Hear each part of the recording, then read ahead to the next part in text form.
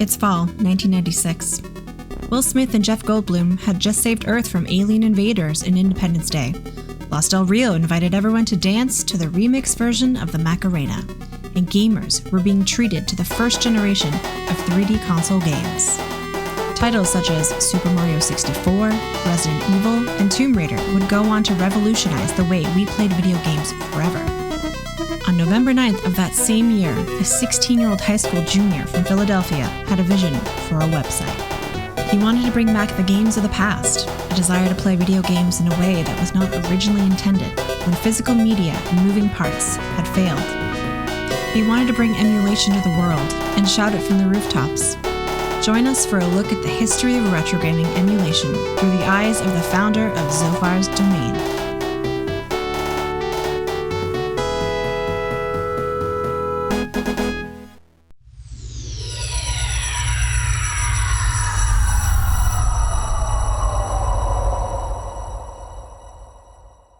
We've got a great show lined up for you today, being this is the first Zophar's Underworld issue that there is.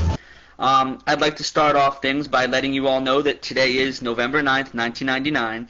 Wow, that was a long time ago. What was I, like 19 years old in that video? It's a little cringy, but I mean, it was the internet's first emulation web series that I'm aware of. I had a lot of ideas for that show, and even though we only made 4 episodes, I had a lot of fun doing it. Zophar's Underworld was a streaming web show that I came up with the idea of back in 1999. The idea behind it would be that we would have members of the emulation community on. Think of like, emulator authors, programmers, website maintainers. And, it was just an idea I had that I thought would get us all together and get to have some fun on camera. I was really thinking we would do some emulator programmers on the show, and we would have different people that would carry us forward to maybe 15, 20 episodes at least, and it didn't really pan out that way. We ended up only doing 4 episodes, but I'll tell you, it was a lot of fun doing those 4 episodes. I learned a ton, and I think that we kind of kicked open the door for future streamers, and YouTube didn't exist back then. Now you have all kinds of YouTubers and Twitch streamers, and I just think that we kind of kicked that door open. But it's going to be good old phone. I gotta say, we were kind of lo-fi. I didn't have a lot of money. I was a teenager, working, making $5 an hour, with my $20 microphone. I don't remember what brand it was, but it was like really long like this, really thin, and it had like a little white bass, and it sounded absolutely awful, which, you can tell. And then I also had an Intel webcam, back when Intel made web cameras, for those who don't know, and that must have given a resolution of, I don't even know if it did 480p. It was pretty bad, and that was what we had. I plugged both into a USB port on my computer, and we just kind of ran with it. From a software perspective, we actually used a program called RealPlayer. You may or may not have heard of that, but it was popular back in the 90s for streaming shows when we were just kind of getting it off the ground. I think that the first episode of Zophar's Underworld maybe was like 160 by 120. I think it ran at like 15 frames a second. It was friggin' awful. But it was a lot of fun, and not a lot of people were doing it at the time, so I just kind of ran with what I had. One of the things that I do have planned for this show, if it does take off well, if this idea does go well, is that I'm going to be interviewing people, emulation authors. Maybe I'll interview people that run websites, basically people that mold and shape the emulation community. During that time, I was getting this idea in my head, like it would be really cool if we had some kind of streaming show. I was watching a lot of wrestling at that time, WWF at the time. They had their own show that they were working on where you could, go on WWF.com and check out, different wrestlers being interviewed and whatnot. And I was like, oh, that's kind of a cool idea. And the technology, was better on their end than it was on mine. But I was like, that's kind of neat. So I was like, I'm going to try to do something in RealPlayer, which we talked about. So what I did was I went on IRC, was where everyone went to chat. And actually, it's kind of funny. I have a log right here of the first time I started talking about Zophar's Underworld. So I basically said, hey, is anyone awake? This was just after midnight. So I said, is anybody awake? And I got a couple people going, yeah. And I said, everyone here has RealPlayer G2, I hope. I need some testers. And there were some people that responded. And I told them, this is what I said. I said, I'm afraid that at 34 kilobits per second, which is at best 56K streaming, we're talking about dial-up modems now, it's just not at the quality I wish it could be. but who here wants to try? And like, looking through this log, I talk about, how horrible 2 kilobit video would be. That was actually an option.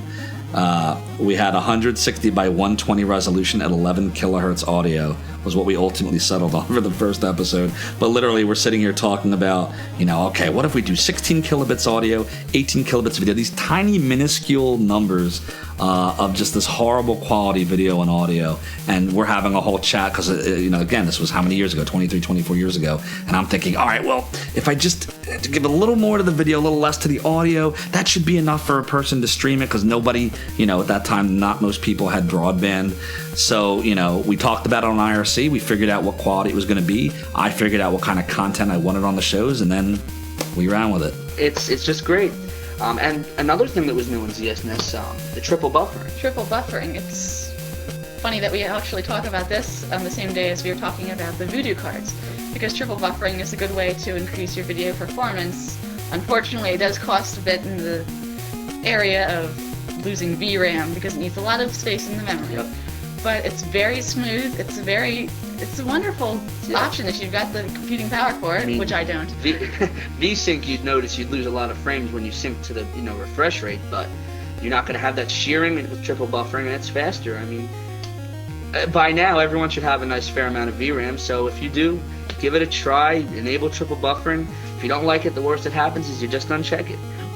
The second episode. So that episode, I actually invited community member Julie Kira Lucas onto the show, and we were talking about different topics of the day. A really popular Super Nintendo emulator that I really loved, known as ZSNES, was, at that time, everybody was using it. It was great even if you had a really slow computer because it was programmed primarily in machine code, assembly language. And we were talking about different ways to optimize the emulator. We talked a little bit about vertical syncing, triple buffering, and what the differences between the settings were. And we had a lot of fun on that episode. That was a good time. Another thing that we're going to talk about today is all the different music formats that have been coming out with different emulators. Genesis Music, GYM. What does GYM stand for? GYM stands for Genesis YM, YM being the YM2612, which the Sega Genesis used for its FM chip. The way the GYM format works, it's different from NSF and SPC. The way it works is you open up an emulator. Megasys right now is the best one to use for logging GYMs. And basically what you have to do is you start the song and then you start logging, just like you would a WAV file. When you're done logging, you hit stop. Now, it's going to be a really big file, but it RARs excellently because of solid archiving. So you'll end up with a much smaller file size. You might have 50 megs of GYMs. It might compress to like half a meg. So I can even fit that on my computer, damn. That's right. Yeah. You can make CDs My out of it. crappy Pentium 200 piece. Pentium 200. For the third episode, we actually had 2 guests on the show. We had RealPlayer, now known as Gamers Uplink. By the way, for those who don't know, that name comes from Ultrazone, which is a place in the Philly area where you do laser tag. Anyway, it doesn't matter. So we had him on the show, and we also had Daikon. Back then, he was known as Dark Mazda. Daikon is a Twitch streamer, but back then he ran a website known as Dark Mazda's domain. So we had RealPlayer, who was part of emucamp.com, Dark Mazda, who ran an emulation website, and we just chatted about different topics of the day and emulators and chiptune music and stuff like that. We have a special guest with us. We have Marp here. And I wrote a Winamp plugin, which can play the Genesis music format, and it can also play Callus CYM files, which is also a music format. These music formats we've been playing, on every Zophar's Underworld that we've been doing for a while. You may have heard the Sonic 2 theme from the last Zophar's Underworld. We feel that video game music is really good. I mean, you can listen to other bands anytime you want, but video game music it holds a special place in our gamers' heart. The fourth episode, I actually had the programmer of a popular chiptune plugin for Winamp. Does anybody remember Winamp? If you didn't know, it really whips the llama's ass. But in any case, he was on the show and I was asking him some technical questions. He was telling me about how he created the plugin. We were talking a little bit about the different formats of music, like NSF, which was for the Nintendo. You had SPC for the Super Nintendo, GYMs, which isn't really that popular right now, which is kind of a log of the YM2612 music. So we had all kind of conversations like that, and it was a lot of fun, and I got to learn a lot of things that I just didn't know before. Keep submitting your GYMs, submit your SPCs, your NSFs. We want your video game music. Give us your music, right? Yeah. Exactly. The chiptune music. So here's the thing about that. It's really ironic that when I created Zophar's domain, music was a big part of it from the very beginning. But we didn't actually host any music in the very beginning. What we had was on the front page of Zophar's domain, I had a track from a video game, The Seventh Guest, the foyer music. Music's always been a big part of my life. When I was a kid, I played the violin, I was in choir. Later on, I was an amateur drummer, so music's always been really important to me. And when the ability to start putting music up on the website became a possibility, it used to be you would listen to music through a wave format, and a wave for 50 megabytes, you get a whopping 5 minutes out of it. It just wasn't feasible because of bandwidth, because of server space. But then when we started coming out with things like the NSF format for Nintendo, where you could have an entire soundtrack to a Nintendo game in 8 kilobytes or 64 kilobytes for an SPC soundtrack for the Super Nintendo, it became a lot more feasible to be able to get some of that stuff out there. So, we hosted NSFs, we had SPCs, we had the GYM format that I was talking about a little bit earlier. And when I left Zophar's domain in 2000, it was a growing part of the website. And it's ironic that now the thing that many people still go to Zophar's domain for today is the music. I remember we started one episode with an extended South Park reference. I'm not going to tell you which one. I'm sure you can figure it out. We were just teenagers messing around with technology on a budget, but we learned a lot in the process. After the 4th episode, I started to think of other things that I wanted to do in terms of, I wanted a career, I wanted to get a house, I wanted to, get a car and be able to drive around. At that time, I was taking the bus, I was taking SEPTA, so there was a lot of things I wanted to do, and I had all these ideas, but I needed to decide what was more important to me. And Zophar's Underworld, when it stopped being produced, was only a few months before I ultimately retired from Zophar's domain, so they kind of went hand in hand. There were things I wanted to do with the show, but there were more things I wanted to do in terms of my own life and career that just came first. But I'll tell you what, even though it's 23 years on, I'm really happy to revisit it. Technology's come a really long way since then, and it's cool that I'm able to look back on this now. And I think we really did make something worth talking about, worth preserving, and I think that it made it a little bit easier for those that came afterwards. He hacked it to change the file size to 777777. And I won't name any names, but that was that. Get over it! It's a name! It's a name! Okay, I think they understand. Yeah, I think they get your point. They get my point. Alright.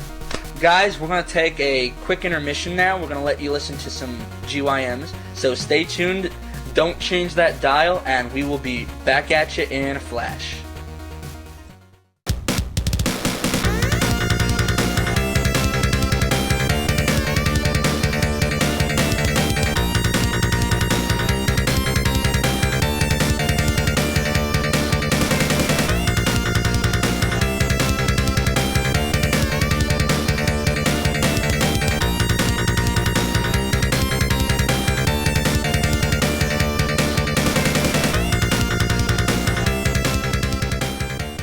We were just a bunch of teenagers messing around with a microphone and a webcam, just showing us chatting about games and emulators. That's kind of a just chatting stream in Twitch, but years before that became popular. So, I think that it really speaks to, the idea of Zophar's Underworld being this community of people coming together live on camera, chatting and hanging out and talking to you about the latest and greatest. And it's just cool how that idea a few years later really took off, and I'm proud to have been at the cutting edge of that revolution. So what is Zophar's Underworld's legacy? What I think the legacy is you can do anything you want, whether you have a lot of money or not, as long as you're willing to put in the time and effort and it's something that you care about. Go for it. Don't let money stop you. Don't let, what anyone says to you, you can't do this, you're never going to get popular. Ignore all that crap. You can do it. If you want it, you can do it. Next time on Zophar's Retro Rewind. It's been a really long time, but this is the Shining Wisdom poster that I won back in 1996. I had the fastest time. I was in the top 50 for fastest time in Shining Wisdom. Into the world of speedrunning in the late 90s, when Nesticle reigned supreme as the Nintendo emulator of choice, and the most common way of recording your gameplay was with the NSM controller input recording format.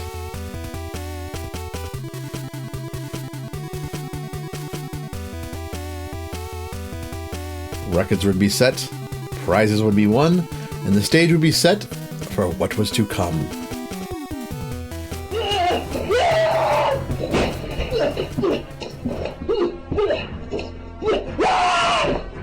How come I have no face? I mean, look, this is like crap. Well, here you You're like are. up here all the way, and it's like, it doesn't like my face. It doesn't want to my face. I think I'm going to take a We have a special guest with us today, as we do with every episode except for the first one, which pretty much sucked. The speed is very good on a Pentium 166 or higher. What do you think about it, Dark Mazda? What is your opinion? I think it's a really good new emulator.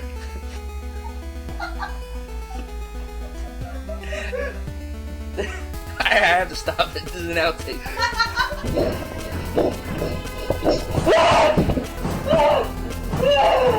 I mean, you have bands out there. You can listen to them anytime. You can listen to Nine Inch Nails and your Korn. I'm sorry. Okay, that's an outtake.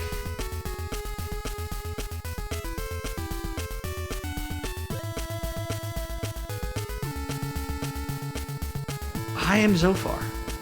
I am an idiot. I am Groot.